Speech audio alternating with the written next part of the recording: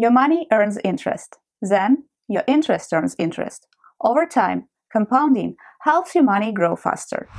Welcome to Moneyana, and let's have a closer look at the eighth wonder of the world according to Albert Einstein: compound interest. He who understands it, earns it. He who doesn't, pays it. Warren Buffett, one of the world's most successful investors, once said, "My wealth has come from a combination of living in America, some lucky genes, and compound interest." After watching this video, you'll understand and know how to calculate the compound interest, if it's good or bad for you. You'll learn about compounding periods and the reasons why, when calculating the compound interest, the number of compounding periods makes a difference. The definition of the compound or compounding interest is as follows. This is interest calculated on the initial principal, which also includes all the accumulated interest from previous periods on a deposit or loan. If you have a savings or investment account, it's money you earn from your interest.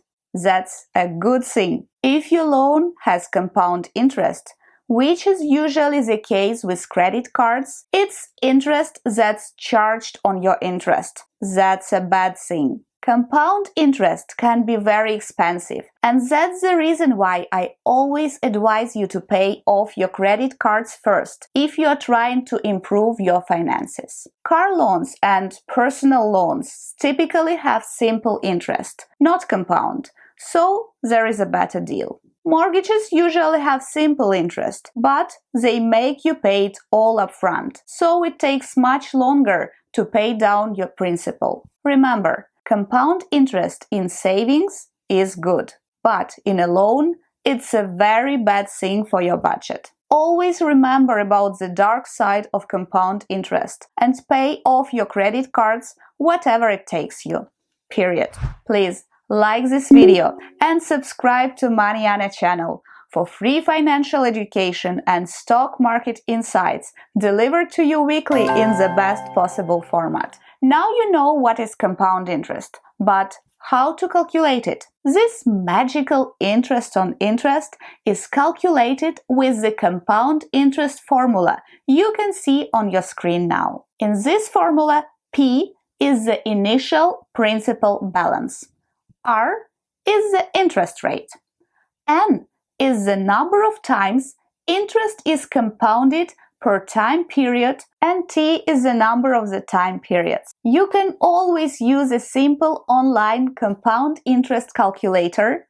There are many free and easy-to-use calculators online. The big benefit of those is that you can quickly and easily see what happens when you change different variables like additional yearly deposits, interest rate, or the time period. And now, let's have a look at a simple example of how compound interest works in real life. Let's say John invests $100 at an interest rate of 5%. After the first year, his account is worth $105. After that period ends, the interest compounds, and the next year he earns 5% on $105, or $5.25, which brings his account to $110.25. Alright? As time goes on, the value of his investment increases.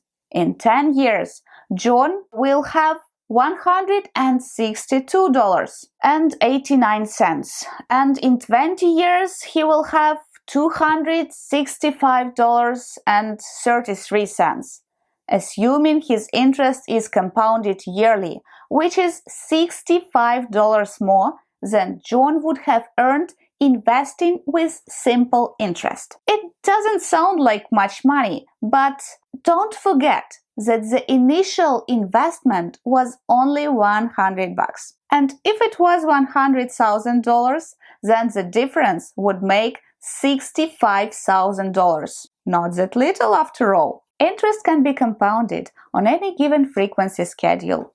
from continuous to daily to annually. And when calculating compound interest, the number of compounding periods can make a significant difference. The effects of compounding strengthen as the frequency of compounding increases. Assume a 1-year time period. The more compounding periods throughout this 1 year, the higher the future value of the investment. So naturally, a daily compounding is better than weekly compounding, and weekly compounding is better than yearly compounding, or monthly or quarterly compounding. Continuous compounding is the mathematical limit that compound interest can reach if it's calculated and reinvested into an account's balance over a theoretically infinite number of periods. Of course, this is impossible in practice, but the concept itself is important in finance. In real life, most interest is compounded on a monthly, quarterly,